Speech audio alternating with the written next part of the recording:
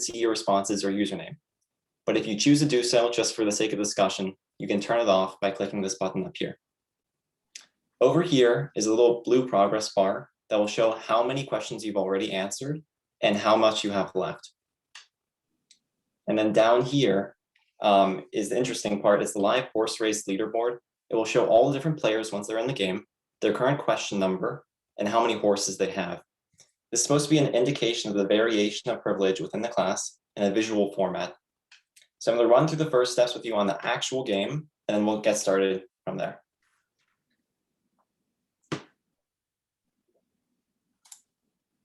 So this is going to be the screen that you'll see, and I'm going to share this with you in a second. I'm just going to go through this for 1 second. This is a screen, so I'm going to type in my username, Anton, or whatever you choose. It's going to be play anonymously by default here, and I'll give you the access code in a second. So once you have that set up, you just click start. And then it will show an empty leaderboard here. It will show your anonymous, your question number. You simply just click next question. And then it will start with a survey, which I'm hoping that you guys can use this little slider to explain how privileged you believe you are prior to answering the questions. So I'm going to put this. And then it's going to ask you the first question, and you simply select no or yes based on that question. And then a couple seconds later, this is going to pop up again for the next question. And Jessica's going to go through all the different questions. So if you have any issues, you can ask her. She'll help you with any of the intricacies related to the questions. And that's how it works. So your horses will have a little red person, and then everybody else in the queue is going to be blue horses. So we'll go from there. I'm going to send the link in the Zoom chat, so if everybody can look there. And then I'm going to also give you the access code. So just one moment.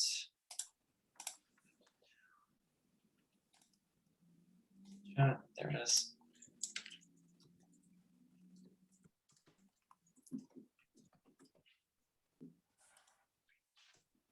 There you go.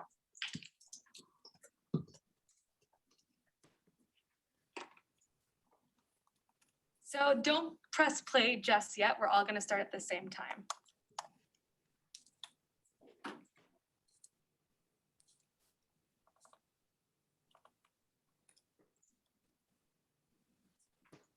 And the code is HALT21 if you haven't seen it. Perfect. We'll wait for everyone to be on the leaderboard, and then we'll get started.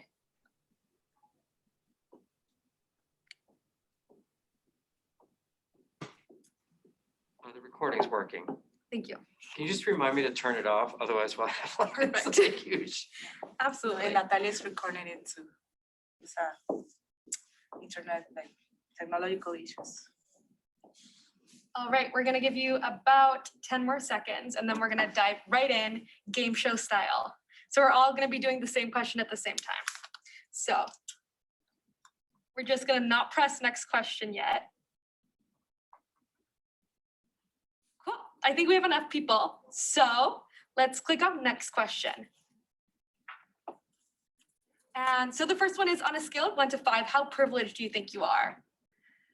Feel free to answer whatever you want, press OK, and then it'll pass you on right to the next question. Once everyone's there, cool. So the next question is, were you ever called names before for your race, class, ethnicity, gender, or sexual orientation? Click on no if you disagree and yes if you agree. And then once it stops pending, we'll go to the next question.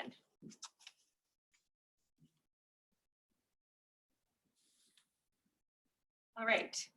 The next question is, were your parents professional doctors, lawyers, or something in the professional field? And you'll see that you either have a horse or don't have a horse.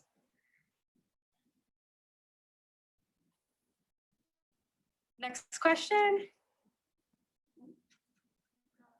It's we're going too fast? Yeah, okay. Okay.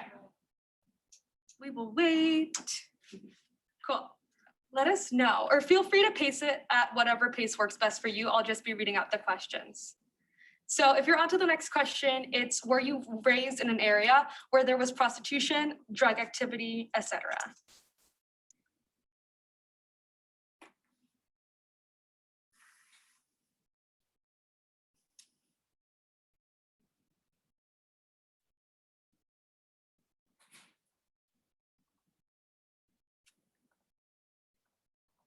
Afterwards, we have you ever tried to change your appearance, mannerisms, or ridiculed for or judged? Or behavior to being ridiculed or judged. Okay. That's a hard word to say.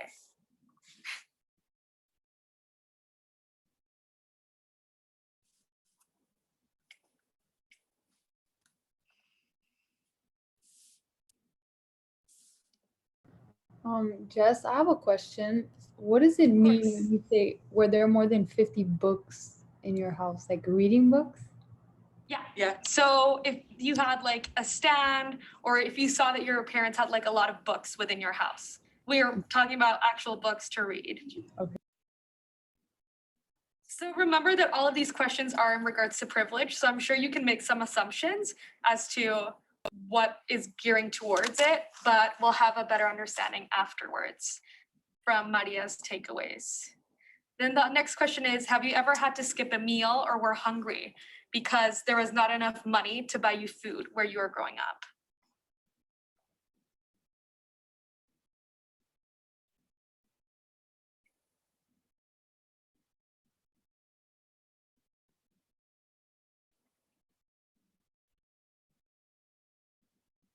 So Nabila, the next question is, have your parents brought you to art galleries or plays? We can see that there's a trend. These questions are if you had a lot of disposable income or not. So we're trying to measure how much of that is represented within our classroom.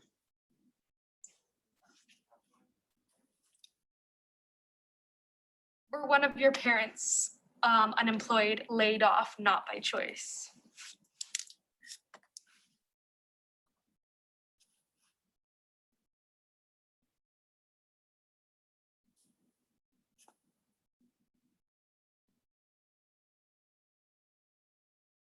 Next one, did you attend a private summer camp or a private school?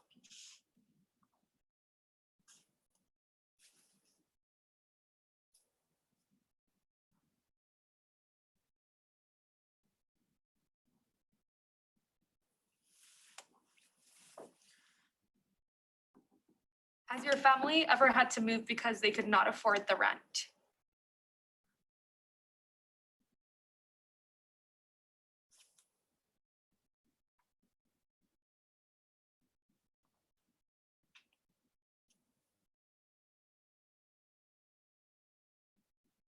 Were you ever discouraged from academic pursuits, jobs because of race, class, ethnicity, gender, or sexual orientation?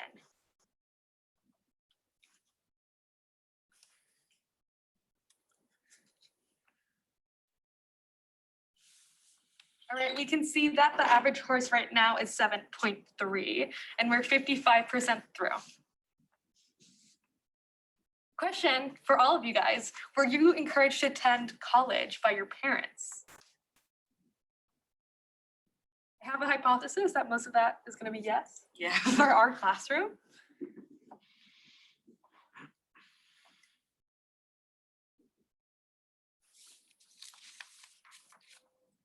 And similar for the next question, prior to age 18, have you taken an international vacation?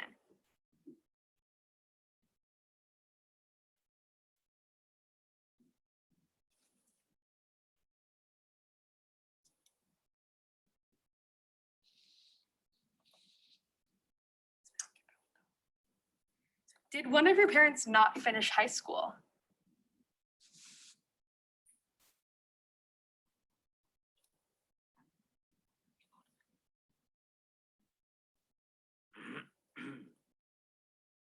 All right, it looks like we have a couple people already completely finished. It's gonna pop up with an exit survey as well. That's gonna ask you on a scale from 1 to 5 again, how privileged you think you are after this exercise.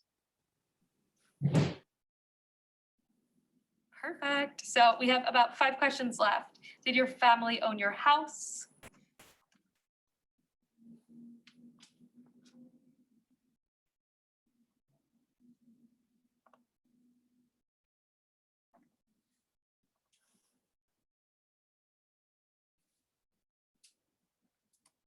This one's always an interesting one. Were you offered a good job because of an association? This can also be an internship.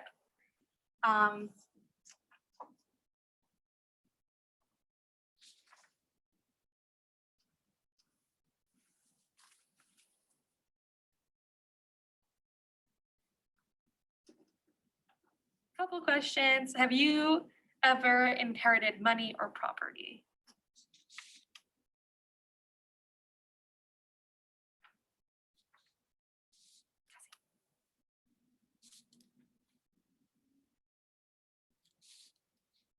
Have you ever had to rely primarily on public transportation because you had no other choice? So Boston kind of doesn't count, but in your home country.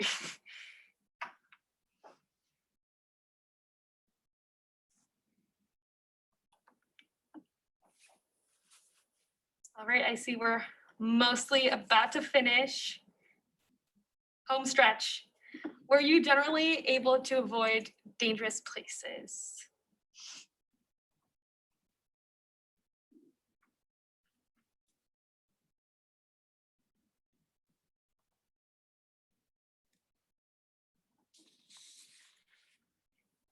And did your parents tell you that you could be whatever you wanted?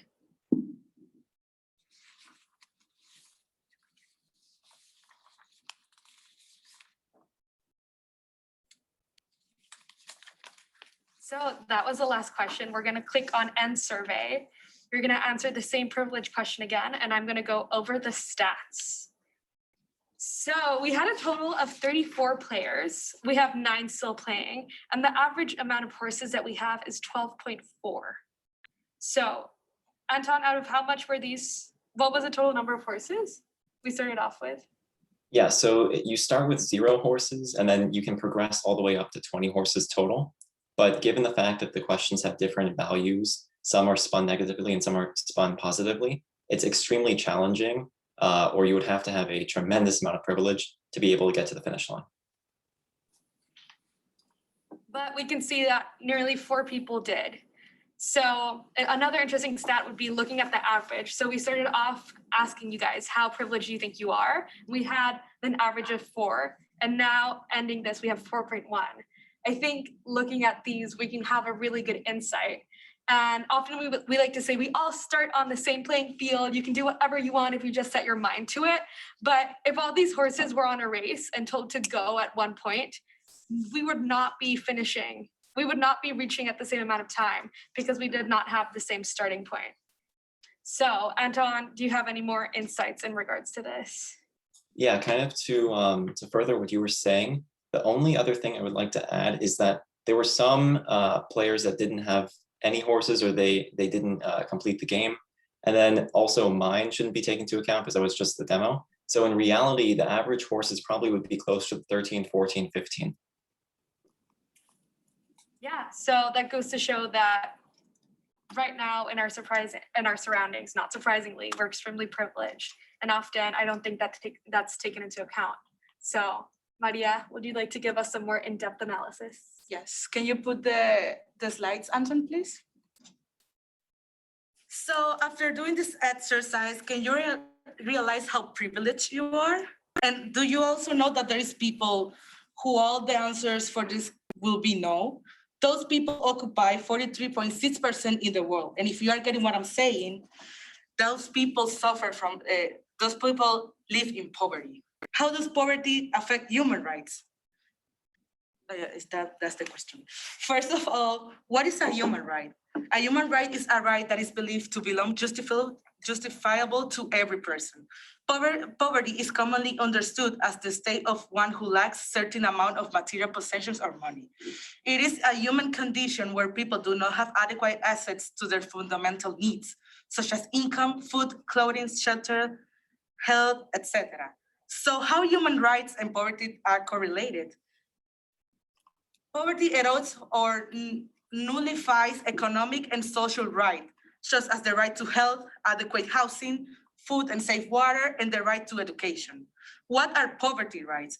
Everyone has the right to live in dignity and to participate fully in society. Poverty denies people these rights, specifically, poverty affects economic and social rights. Those rights are related to the workplace, social security, and access to housing, food, water, healthcare, and education. So after this time that we gave you today, and after the game you just played, are you going to? Do you think that you are privileged? I think yes. So please take into account and be like, always be grateful for the things that you have, because there's, as I said, a statistic proves that there's 43.6% of people that cannot have a yes to those answers that you just saw. Thank you so much. Next slide. They see the quote. No, that's not the quote. Next slide, please. So thank you so much, and I would like to know if you have any question. I have a question for your group. Can you go to the slide before? So since you know more about this than we do, two things. What is your definition of privilege? Privilege is something that you do not need, but you have. So it's an Excess of advantage, something, In excess of something. yeah. and an advantage that you did nothing for. Because what we need is water. We don't need this. Like, we don't need this bottle of Fiji. We can just take tap water. This is a privilege. Is yours? It is, and I feel guilty. I'm sorry. Is it some? It's delicious if you want to I try know some. it's delicious. I buy it too. So it's an advantage that you did nothing to get. Yes. Like you just kind of got lucky, you got born where you were born. Mhm. Privilege has a connotation, correct me if I'm wrong, because we're all individual, of there's a negative connotation to it. Like you've kind of taken advantage of someone else, or you've done something sort of bad. How do you respond to that? Is privilege just like, yeah, I'm privileged. That's kind of like I've got like long fingernails, like nothing to feel guilty about, but it's a very charged word. And I'm curious if you can elaborate on the charge of that word. Anton, do you want to take this one? Sure, yeah. So at least to me, personally, in my opinion, I do agree that it's a very charged word. The American Psychological Association also says that. But I think that it's more important to be cognizant of one's own privilege and understanding that understanding the challenges that others may face that you don't leads to better decision making, leads to better empathy, and all these other positive traits. I don't think it's important, or I don't think it's necessary to meddle in the fact that it's a kind of like a negative reality. If you have it, if you have these privileges, be happy and just essentially take this into account. But it's more important to understand that it's not about you; it's about others that share these inequalities. And the second question is, how does your group feel about this? Is poverty a human rights violation? Do you feel like it is? It is. Because you have when you are born, you have three rights: education, have a living, and have a health. And when you are in poverty, you are rejecting those. And it can be like poverty in some places is due to the government and due to other parties outside. Like I'm poor and I cannot do anything about it because my country is not well managed. So there's people that burn in this state and have to stay like this their entire life. So Thank it you. is. We have a couple questions. Say. Yeah. Yeah, I have something to say about that, like the poverty thing. I think that, yeah, it does. I don't believe that the idea that like you're not able to do something about poverty. I believe that if you're poor, you have like either two choices, or stay that way, or either like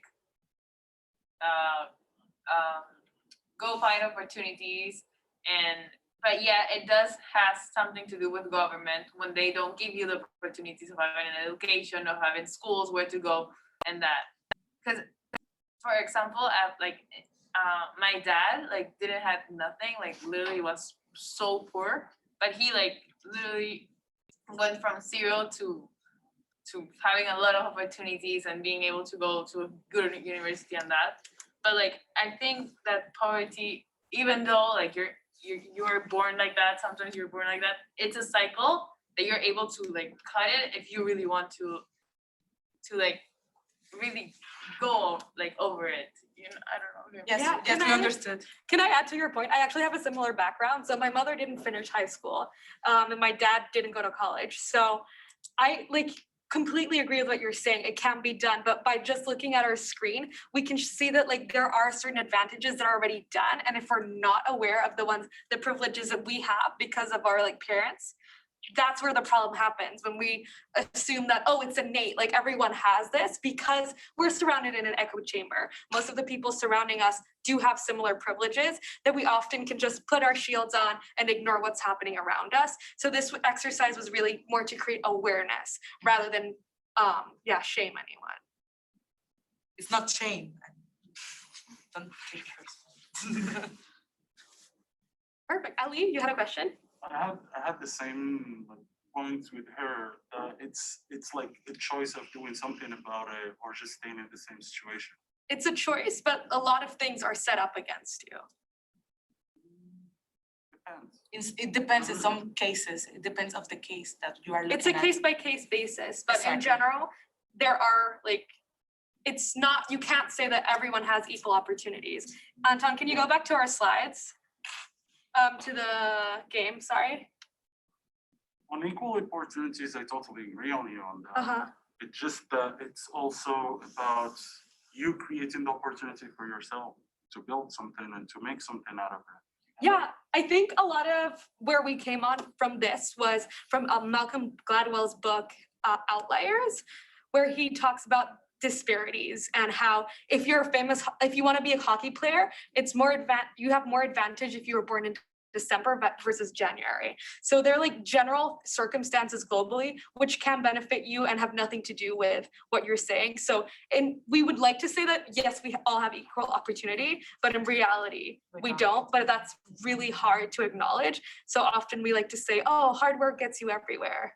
So that's why I think it's important to show privilege so that we can lift people up with what we have. So I'll add two things. I thought I would have scored higher than I did. I was loser. I thought I was gonna get like a horse farm, but I didn't. So I didn't inherit any money and I never got a job because I knew somebody. But what I did get that I think has made me where I am today is my parents were like, whatever the hell you want, you can go out and do it. It was the belief that helped me. By Professor Marty Seligman, one of his first studies he did when he was a social psychologist was to study how people got out of the ghetto in Chicago. And they thought it was GPA. That was the one hypothesis. It wasn't GPA. Then they thought it was intact parents, like a full set of parents as opposed to like absent father. Wasn't that either. It was the belief that tomorrow is going to be better than today and a hopeful future, which is why every politician runs on a hope platform, because that's how people rise up. So what he discovered, if you don't have money, it's just a lot harder. It can be done, but it's a lot harder if you don't have someone paying your education. But it does seem that having perseverance, grit, and the belief that tomorrow is greater than today, which those mindsets are free, they can be hard to have. When you're not living in a great situation and bullets are flying, you don't have any food, it can be hard to think that way, but it is at least helpful that there are some things that you can do that doesn't require money. Doesn't make it any easier, but at least they're out there. Fake it until you make it. Yeah, I've done that. Anybody else? Anybody else? Okay, nice job. And I will turn off